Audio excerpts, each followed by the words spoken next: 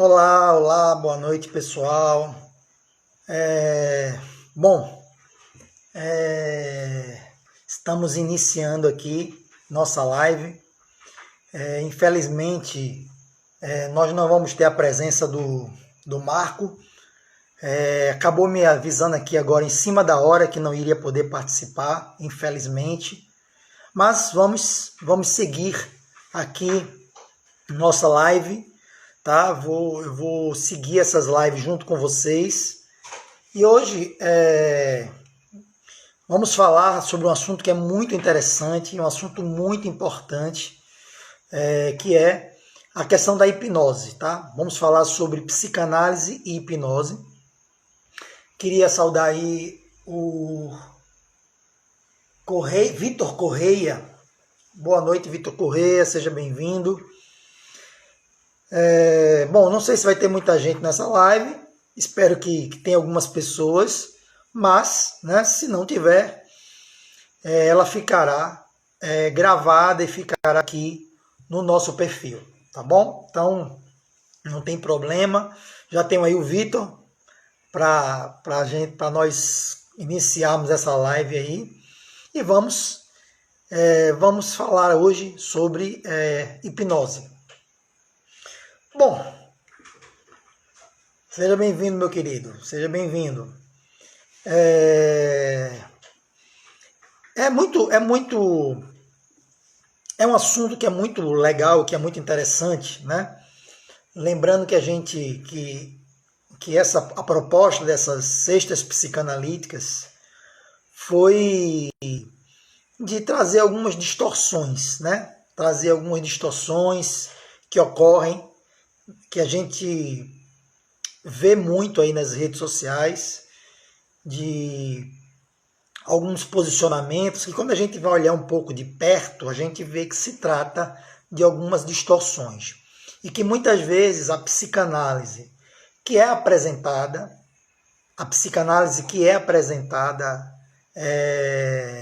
ela não é muito semelhante à psicanálise que os grandes autores divulgam, ou propagam, ou defendem, né?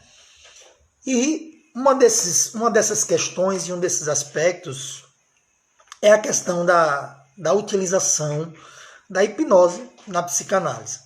Então, muita gente fica em dúvida sobre se a hipnose é uma prática, é uma técnica da psicanálise. Muita gente sabe que não é, mas utiliza mesmo assim, né? E muita gente está aí utilizando porque, de repente, aprendeu em algum curso, né? Algum curso aí, aqueles cursos rápidos, aqueles cursos onde a gente geralmente vê, aprende a psicanálise em 1 ano, em 6 meses, que a hipnose, ela deve e pode ser utilizada numa sessão psicanalítica. Então, hoje eu vou tentar, né, trazer para vocês, né, para todos que estão vendo ou que vão ver ainda essa live, qual é um posicionamento básico, né, em relação à questão da psicanálise e da hipnose. Quando eu falo de um posicionamento básico, né? Quando eu falo de um posicionamento básico, eu vou trazer aqui dois textos de Freud, né? Que é o cara que criou a psicanálise, né? Que foi a mente, né? Que criou a psicanálise, que estruturou, né? O seu arcabouço, né, de teorias, e que estabeleceu o início, né, da psicanálise, da técnica psicanalítica. E ninguém melhor para que a gente aprecie, né, suas colocações do que Freud. Então, vamos falar de Freud. Bora trazer aqui 2 textos deles, que são textos importantes para que a gente compreenda qual era a posição de Freud com essa em relação à psicanálise e hipnose. Bom, então a gente sabe que está por aí, né? A gente sabe que é muito difundido, que tem muita gente que se utiliza da hipnose, né? Seja bem-vindo, Jonatas Ronieri também entrou aí, seja bem-vindo, Jonatas. E também é o seguinte, eu queria que não ficar falando sozinho aqui, obviamente. Vou abrir para que vocês perguntem, para que vocês tragam também contribuições, tá, para a nossa live. E aproveitem esse momento que a gente está aqui para a gente compartilhar, tá? Marcela, querida Marcela, companheira e colega de trabalho, está entrando aqui conosco também. Marcela, se você quiser participar da live junto comigo, Marcela, está convidada, viu? Se você quiser, eu posso te chamar, te colocar na live aqui, para a gente fazer aí essa resenha juntos, tá bom? Bota aí se você quer, que eu te convido aqui para você entrar comigo aqui na live. Então, é importante assim vocês colocarem, aproveitar esse momento. Vamos estar compartilhando aqui muito conhecimento de psicanálise, né? E se a Marcela entrar, a Marcela também vai trazer muito conhecimento. É uma psicanalista que eu respeito muito, que é muito séria. E vamos aproveitar esses momentos, né, para a gente entender um pouquinho toda essa questão, entender um pouquinho o que não é psicanálise, como eu venho falando, como eu falei a semana passada. Então vamos tentar mostrar isso hoje. Vamos falar sobre psicanálise e hipnose, né? Bom, então vamos lá. Antes da gente começar a falar de psicanálise e hipnose, eu queria já esclarecer, né, qual é a base do meu posicionamento hoje, né? Então, qual é a base do meu posicionamento hoje? Eu queria dizer a vocês assim, eu não estou aqui para falar contra a hipnose, né? Eu não estou aqui para dizer que a hipnose não funcione, né? Não é esse o mérito da questão. Não estou aqui para dizer que a hipnose ela é verdadeira ou falsa, não é esse o mérito. A grande questão é essa junção da hipnose com a psicanálise. Tá? Então essa é a grande questão. É esclarecer a hipnose, a psicanálise, se realmente é necessário você utilizar a hipnose como uma técnica psicanalítica, se é possível utilizar, então são essas questões, a junção da hipnose com a psicanálise. É isso que a gente quer esclarecer, que eu quero esclarecer essa noite com vocês, tá?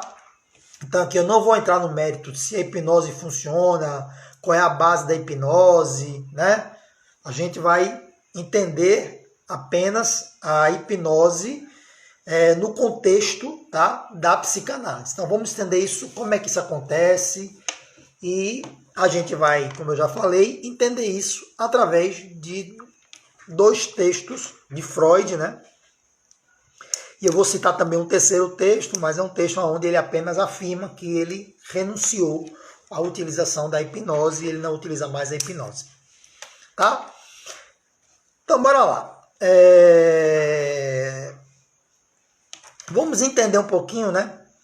Que também não estou dizendo que Freud nunca utilizou a hipnose, né? Então, no início da psicanálise, Freud ele se utiliza da hipnose e ele faz da hipnose o início da sua investigação. Então, vamos entender que Freud está ali no começo da psicanálise, está diante das suas pacientes histéricas, né? Está conhecendo ali a questão da histeria e ele usa a hipnose como seu método investigativo, tá? Ele começa essa pesquisa, né, sobre uma psicanálise junto com Breuer, né, com Joseph Breuer. Depois ele vai para Paris para aprender e se aperfeiçoar na hipnose e volta, né, para Viena e continua suas experiências e utilizando ali a hipnose para decifrar ali a questão da histeria, certo? Então Freud ele utiliza a hipnose como a base, como início da sua pesquisa, como início do seu descobrimento, porém, ele começa a perceber, né, que o processo da hipnose apresenta alguns contratempos, tá? Apresenta alguns contratempos. E aí, nesses textos, a gente vai entender aí esses contratempos, como Freud fala sobre a sua experiência com a hipnose. O primeiro texto, e é muito interessante que esse material vai ficar aqui gravado para vocês, para que vocês até depois utilizem ele como uma referência, né, para ampliar sua pesquisa e tal. Então eu vou dar aqui o texto direitinho para vocês.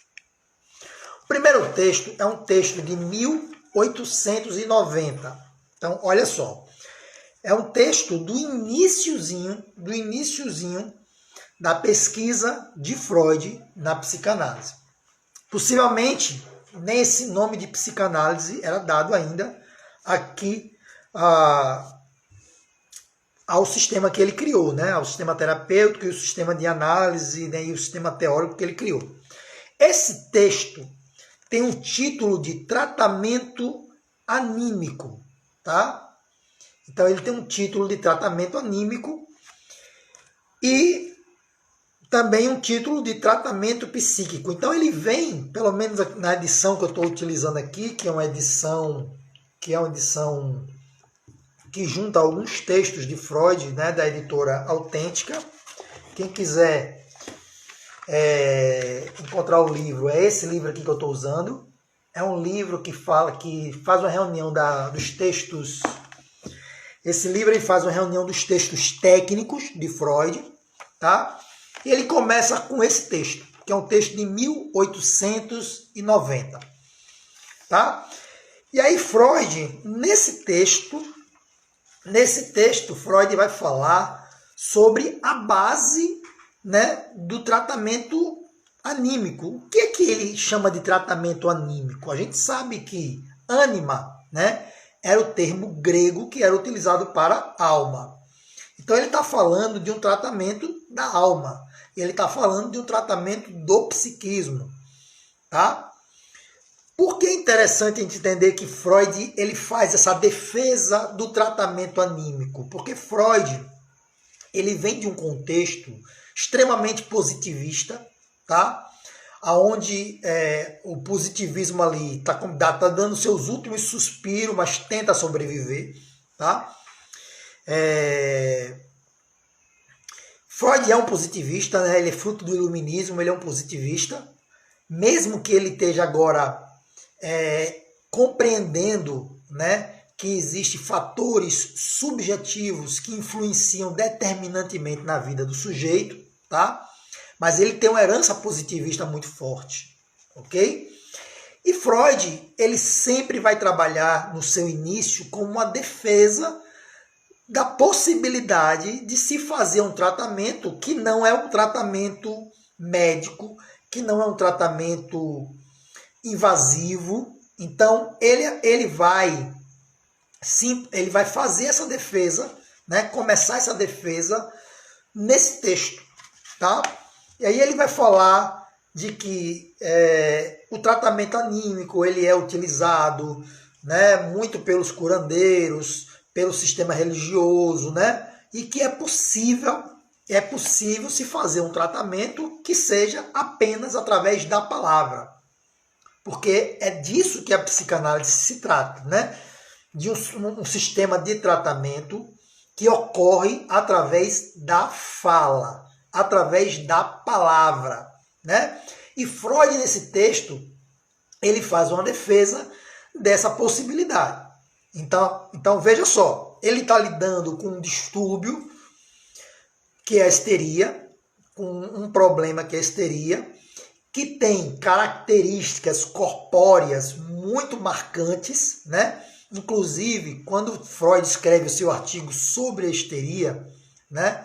E também nas suas 5 lições sobre psicanálise, que ele faz uma introdução sobre a histeria, ele fala de forma muito interessante que se você olhasse para um histérico, né, para o seu quadro de sintomas, você ia achar que o sujeito estava ali para morrer.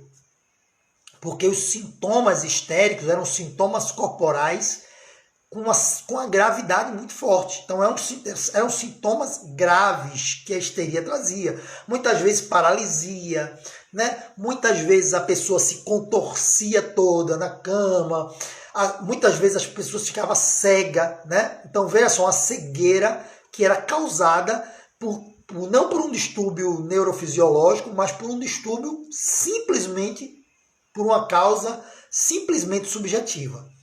Então Freud está lidando com isso, com esse distúrbio, com a histeria, que inclusive já tinha sido abandonada pela medicina. Por quê?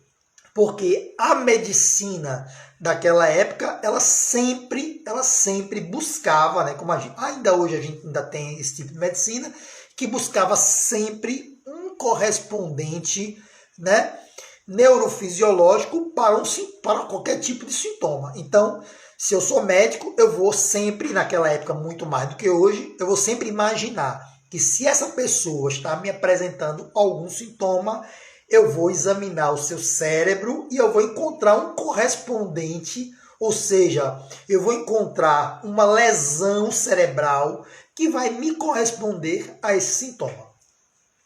Então, essa era o contexto de Freud, ok? Então, a visão da medicina naquela época é que se eu tenho alguém que está apresentando um sintoma, né, de saúde mental, aquele sintoma obrigatoriamente tem que encontrar um correspondente neurofisiológico. E a histeria vem mostrar exatamente que isso não é completamente verdade. Inclusive, no texto das 5 lições de psicanálise, na primeira lição que ele fala sobre essa sua experiência com a histeria, ele diz que a histeria foi a tapa na cara da medicina, que era um distúrbio diante do qual a medicina se prostrava e nada sabia. Então, a medicina, ao ser confrontada, né, com o mistério da histeria, resolveu culpar os histéricos. Ou seja, começou a dizer que as pessoas que sofriam de histeria eram pessoas que estavam dissimulando os seus sintomas. Então, olha só, olha quanta coisa. E é nesse contexto aí que Freud começa a dizer, não, esses sintomas da histeria, pelo que me parece, né, são sintomas que nada tem a ver com o sistema neurofisiológico dos sujeitos. Mas é simplesmente uma questão subjetiva. E ele, nesse texto de 1890, ele começa a defender de que é possível você fazer um tratamento anímico, ou seja, você fazer um tratamento psíquico, apenas psíquico, e que o grande poder desse tratamento está na palavra. Então, esse é o contexto desse texto, tá? Nesse texto, Freud possivelmente ainda utilizava-se da hipnose como técnica. Lembre-se que a psicanálise, ela primeiro começa com uma técnica de investigação. Então, ela está ali investigando. Então, todas as ferramentas que Freud utiliza é para investigar, é para fazer as correlações, as primeiras correlações entre sintoma e psiquismo, né? Quais são as relações interdinâmicas, né, psicodinâmicas que cada processo ali tem entre si. Então Freud está fazendo todo esse processo. E aí o texto, a parte do texto que eu queria ler com vocês, ele diz o seguinte, ó: mas o fato de o mundo do hipnotizado digamos, ser restrito ao hipnotizador não é a única coisa. Então, Freud está querendo dizer que o mundo do hipnotizado estava ali restrito ao hipnotizador. Ele diz o seguinte: chega a ponto de o primeiro, quem é o primeiro do que ele está falando aqui, do hipnotizado, ser totalmente submisso ao último. Quem é o último? O hipnotizador.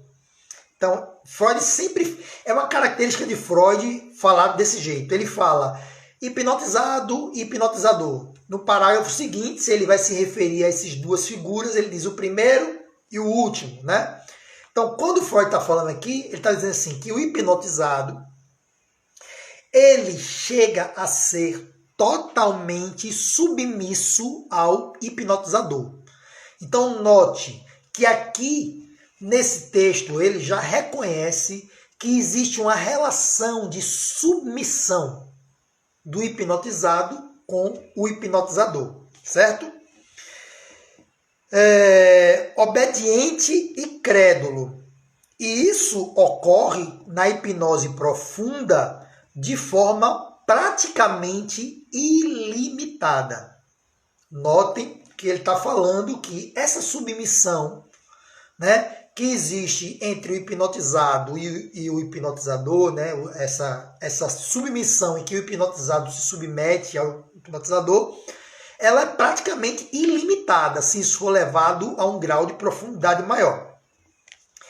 E na execução dessa obediência e dessa credulidade, mostra-se então como sendo uma característica do estado hipnótico o fato de ser a influência da vida anímica sobre o corpo do hipnotizador,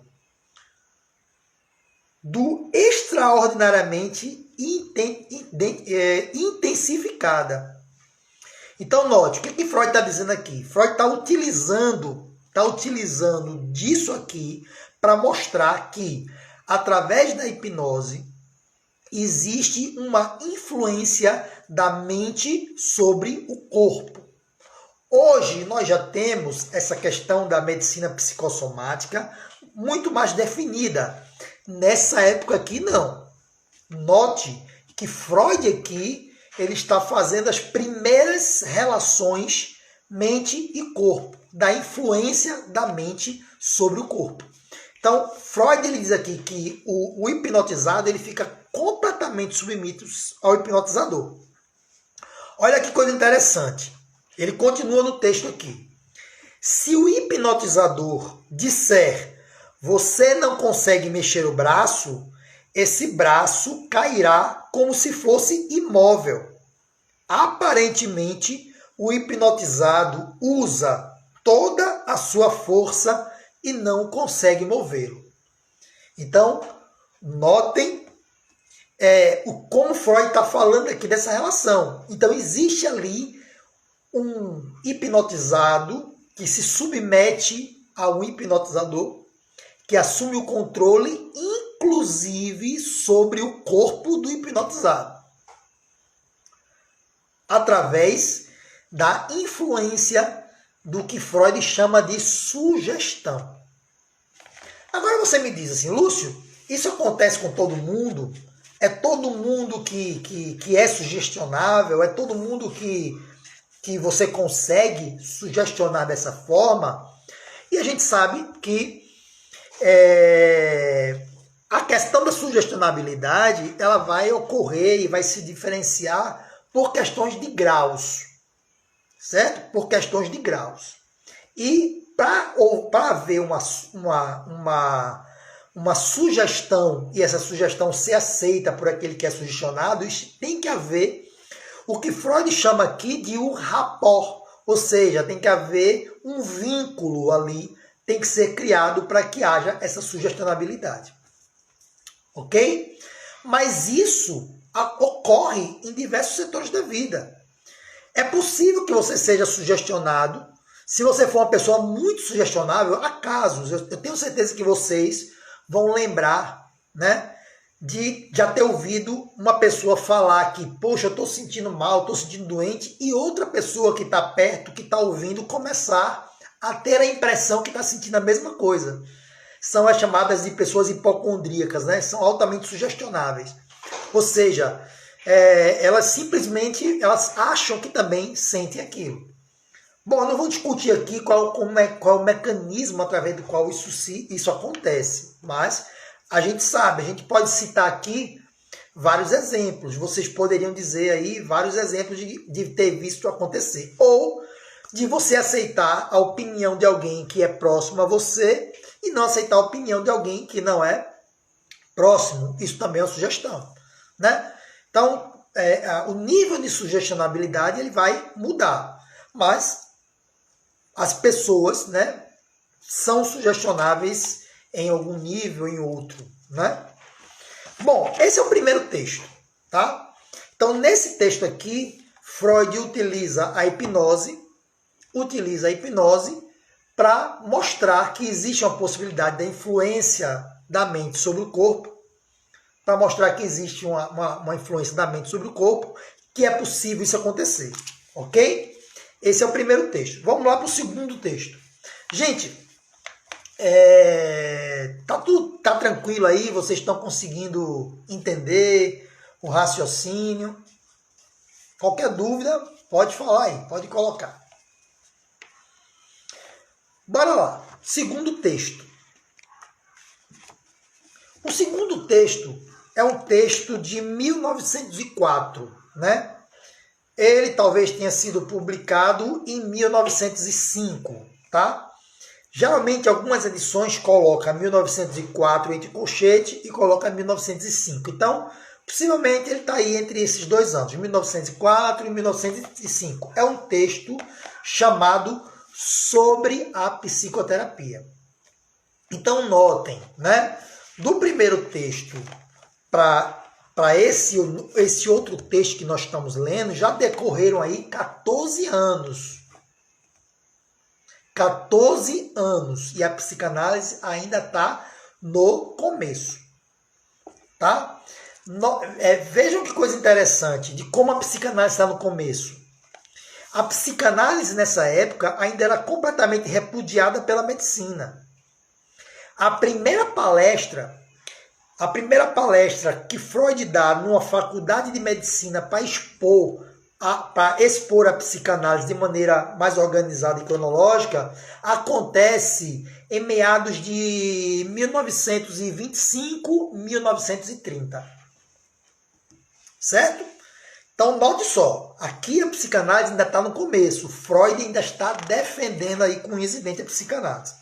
Então, nesse texto, Freud ele faz algumas questões, né?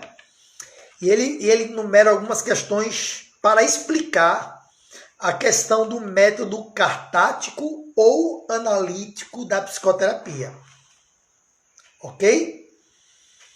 Então, ele está falando sobre o método cartático, que o método cartático ele tinha um objetivo. Inicialmente, a psicanálise baseava no método cartático, e esse método cartático tinha como objetivo a abreação. Que era isso? A abreação é o seguinte, Freud dizia o seguinte, bom, quando eu encontro o motivo, né, ou o pensamento, que ele chamava de o pensamento, a ideia patogênica, né, através da história de vida do paciente, coisa e tal, eu chego e encontro ali o núcleo, né, o pensamento que iniciou, esse paciente ele vai ter uma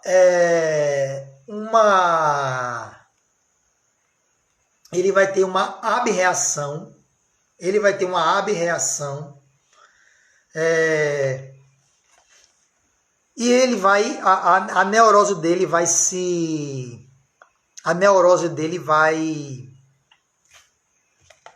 o sintoma dele vai reaparecer, vai desaparecer, né? Então, isso que ele chamava de método cartático. Desculpa, eu me desconcentrei aqui, né? mas alguém me mandou uma mensagem aqui, mas vamos lá. Então, nesse texto, Freud vai esclarecer como se dá essa questão, tá? Ele diz assim, ó, quanto a esse método cartático ou analítico da psicoterapia, permita-me agora corrigir alguns equívocos e prestar alguns esclarecimentos. Percebo que esse método, muito frequentemente, é confundido com o tratamento hipnótico sugestivo. Olha só, olha que esclarecimento Freud faz nesse texto aqui, tá? Quem tem dúvida se usa a hipnose na psicanálise, preste atenção nesse texto, que esse texto é muito rico. Então, bora lá. Percebo que esse método, muito frequentemente, é confundido com o tratamento hipnótico sugestivo. E percebo, a partir do fato de que, com frequência bastante alta, também colegas para os quais não costumo agir como um homem de confiança, ele está falando de médicos, colegas médicos, tá? Mandam-me pacientes. É claro que pacientes refratários, com a tarefa de que eu os hipnotize. Olha o que Freud está falando. Freud está dizendo o seguinte, tem pessoas aí que não confiam em mim, colegas meus, médicos, que não confiam em mim. Aí ele pega os piores pacientes deles, pacientes refratários, que eles não conseguem ajudar, e manda para mim para eu hipnotizar. Olha só a cilada. Aí Freud diz assim, ocorre que há cerca de 8 anos não tenho mais exercido a hipnose para fins terapêuticos. Então, Freud está falando aqui que há 8 anos ele já não exerce a hipnose com a finalidade terapêutica. E ele vai explicar por quê, tá? Ele diz assim, ó, e costumo retornar tais encomendas com o conselho de que aquele que confia em hipnose faça ele mesmo. Olha como Freud, ele fala aí até num tom de agressividade, né? Diz, olha, eu costumo retornar esses pacientes e olha, se você confia em hipnose, faça você mesmo. É isso que ele faz. Ele não recebe esses pacientes que são indicados para que ele hipnotize e manda de volta. Na verdade, olha que ele explica. Na verdade, entre a técnica sugestiva e a analítica há o maior contraste. Aquele contraste que o grande Leonardo da Vinci condensou para as artes nas fórmulas. Aí ele vai falar 2 fórmulas em italiano aqui, né? Me perdoe o italiano. Per via de porre e per via de lavrare. O que ele fala sobre essas 2 fórmulas? Aí ele explica aqui uma coisa muito interessante. E ele faz uma analogia muito legal. Ele diz assim, ó. A pintura, diz Da Vinci, trabalha per via de porre. É aquela que coloca montinhos de tinta aonde antes não existia. Então ele está dizendo que a per via de porre é o fato de você pegar uma tela em branco, pegar um monte de tinta e colocar tinta na tela. Ou seja, tem uma tela em branco, eu tenho aqui tinta, eu coloco tinta na tela. Ele está dizendo que é isso aqui, certo? A escultura, por sua vez, procede per via de lavrare. Ou seja, per via de lavrare é pela via de retirar. Um é pela via de colocar e o outro é pela via de retirar. Então, ele usa o exemplo de Da Vinci, quando Da Vinci estava fazendo uma escultura da imagem do rei Davi, e ele faz aquela escultura, e alguém pergunta para ele, meu Deus, como você fez uma escultura tão real? Ele fez assim, a escultura já estava lá. Eu só tirei a parte que não fazia parte dele. Então, a escultura, ele vai tirando pedras, ele tira e não coloca. Então ele vai tirando pedras até ficar ali a imagem que ele queria dar. Minha prima querida Isabela Escobar entrou aí na live. Seja bem-vinda, Bela. Bom te ver por aqui. Tá? Então, olha só, Freud ele faz essa ilustração comparando duas técnicas da arte, a pintura e a escultura. Aí ele diz o seguinte, ó, veja só coisa legal. De forma muito semelhante, meus senhores, a técnica sugestiva tenta fazer o efeito per via de porre. Ela não se preocupa com a origem, a força e a importância dos sintomas da doença, mas aplica algo que é a sugestão. Olha como Freud é enfático. Ele diz claramente no texto dele que a sugestão, ela não se importa, né? Ela não se importa com a origem dos sintomas, a força, né? Ou com ela não se preocupa com a origem do sintoma da doença, mas aplica algo que é a sugestão. Perdão, deixa eu só me pegar aqui no texto. Ela não se importa com a origem, com a força e a importância do sintoma da doença, mas aplica algo que é a sugestão. Então, eu não vou me importar com nada disso, de onde se originou, não. Eu vou apenas aplicar uma sugestão, da qual ela espera que seja forte o suficiente para impedir a ideia patogênica de se expressar. Então, olha o que Freud está dizendo. Como é que funciona a sugestão? A sugestão funciona da seguinte forma. Eu tenho aqui o sintoma e eu vou aplicar uma outra ideia por cima da ideia do sintoma. E eu vou ficar esperando que essa ideia que eu aplico tenha mais força do que o sintoma. É isso que Freud diz, tá? Aí ele diz, a terapia analítica, olha como ele já dá um nome diferente. A terapia analítica, por sua vez, não quer aplicar nada. Não quer introduzir algo novo, mas quer tirar. Mas quer extrair. E para esse fim, ela se ocupa da gênese do sintoma, dos sintomas da doença, do contexto psíquico da ideia patogênica, cuja a eliminação é o seu objetivo. Nesse caminho de pesquisa, ela nos trouxe um subsídio muito importante para a nossa compreensão. Então, olha só, Freud está dizendo que a pesquisa analítica ela anda exatamente por uma outra via, por um outro caminho. Ela não quer aplicar nenhuma sugestão. Aí ele continua o texto. Olha, esse texto aqui é muito importante para você tirar de vez essa dúvida. Eu desisti tão cedo da técnica sugestiva e, com ela, da hipnose, porque eu me desesperava, olha Freud dizendo, eu me desesperava diante do fato de tentar tornar a sugestão tão forte e durável quanto seria necessário para a cura definitiva. Em todos os casos graves, eu via a sugestão aplicada sobre eles se esfarelar. Além disso, o que eu critico nessa técnica é que ela nos encobre a percepção do jogo de forças psíquico, por exemplo, não nos permite reconhecer a resistência. Olha Freud falando que coisa interessante. Ele diz o seguinte, além de a sugestão hipnótica não ser algo que vai durar, certo? Algum momento ela vai se desfazer. Algum momento esse sintoma, né, vai ser substituído por outro parecido.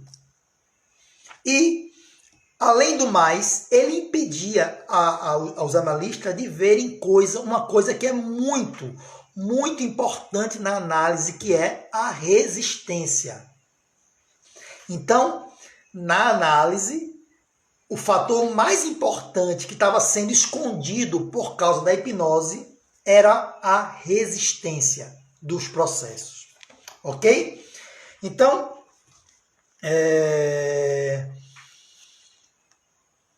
e ele falou assim, ó, a resistência com o que os doentes se agarram à sua doença, portanto, com que também são avessos à cura.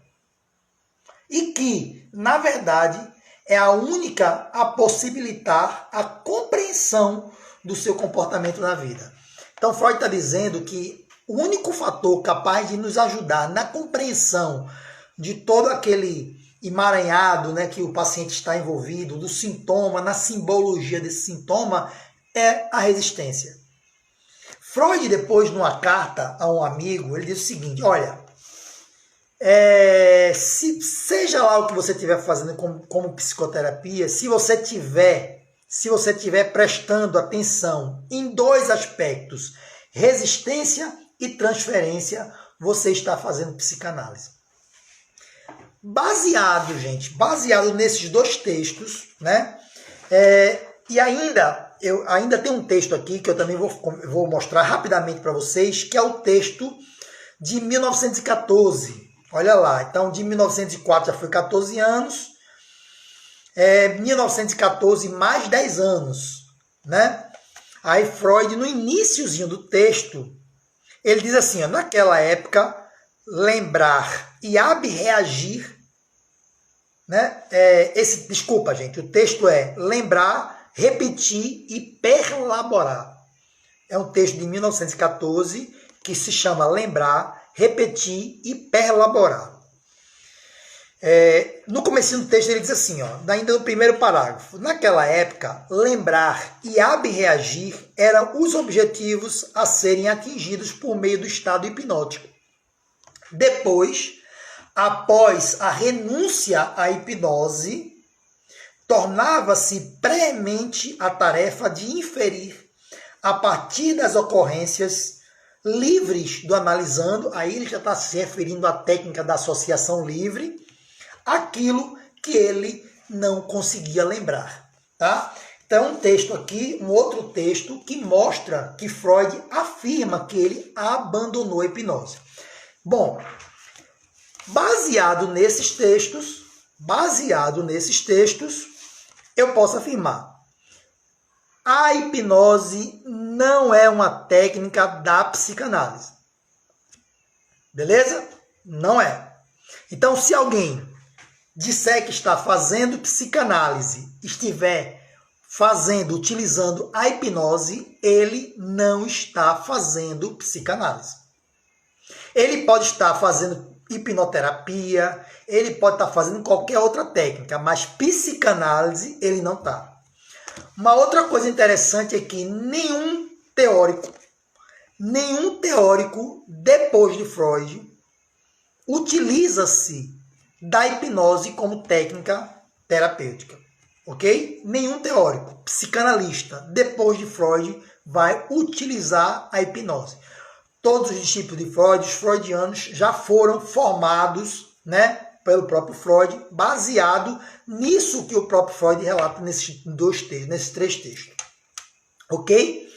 Então, assim, existe, gente, alguma dúvida de que a hipnose não é uma técnica da psicanálise? Para vocês que estão aqui me ouvindo, que não é muita gente, mas que estão de parabéns por estarem aqui. Eu sei que muitas outras pessoas irão ver esses vídeos depois, mas para vocês, existe alguma dúvida nesse sentido? Eu acredito que não, né? Eu acredito que ninguém melhor do que o próprio Freud para falar de algo que ele criou e de algo de como ele criou. Então, não é uma técnica, a hipnose não é uma técnica da psicanálise. A psicanálise não tem nenhuma necessidade de utilizar a hipnose, certo? Se alguém estiver fazendo psicanálise, estiver utilizando a hipnose, não está fazendo psicanálise. Pode estar fazendo qualquer outra técnica, tá? Mas isso não é psicanálise. Gente, bom, a gente tem um tempinho, né? Vocês queriam fazer alguma pergunta? Nisso que eu falei, gostaria de fazer alguma pergunta, de entender algum dos aspectos que foi colocado aqui?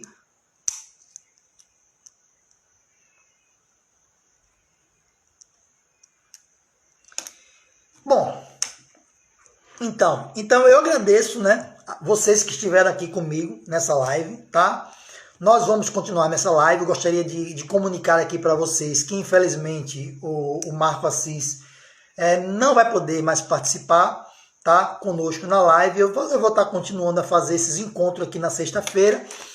E nós vamos estar sempre trazendo, né? Nós vamos estar sempre trazendo aqui alguns temas desse tipo, né? Que demonstra uma distorção, né? Que demonstra algo que está sendo divulgado. Obrigado, Jonathan. Obrigado, Renata. Valeu.